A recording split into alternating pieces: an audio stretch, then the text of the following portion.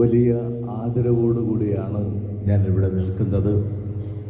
Divine ധ്യാനകേന്ദ്രത്തിൻ്റെ ആരംഭം മുതൽ ഇന്ന് വരെ ഡിവൈൻ വളർന്നത് മുഴുവൻ നിങ്ങളുടെ, അതുപോലെ ദൈവം തിരഞ്ഞെടുത്ത് ഇവിടെ കൊണ്ടുവന്ന സഹോദരങ്ങളുടെ അധ്വാനത്തിലൂടെയും സ്നേഹത്തിലൂടെയും സേവനത്തിലൂടെയും പ്രാർത്ഥനയിലൂടെയുമാണ്. അങ്ങനെ ഡിവൈൻ്റെ വളർച്ചയ്ക്ക് ഒരുപാട് പങ്ക് വഹിച്ചവരാണ് നിങ്ങൾ ഓരോരുത്തരും. നിങ്ങൾ എവിടെയായിരുന്നാലും നിങ്ങളുടെ ആ പങ്കിനെ കുറിച്ച് ദൈവത്തിൻ്റെ മനസ്സിൽ കണക്കുകളുണ്ട്.